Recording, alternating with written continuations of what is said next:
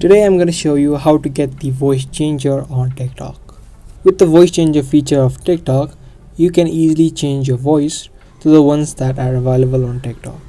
So for that, you can tap on the plus icon on the bottom of the TikTok page. Now you can either upload a video or you can straight take a TikTok right away. Now I've just taken a short video right here. This does not have any sound. Now from this page, what you want to do is you want to simply tap on this audio editing on this right panel.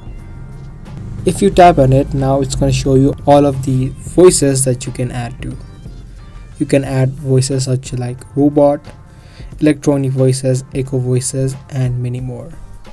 These voices keep on updating as TikTok updates.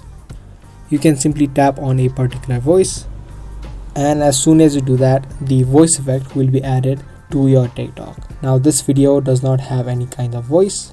If your video has, then it will be changed to the one that you've selected.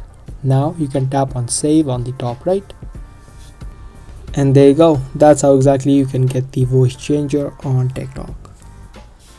I hope this video was helpful to you. If it was, make sure to share, subscribe, and give this video a thumbs up.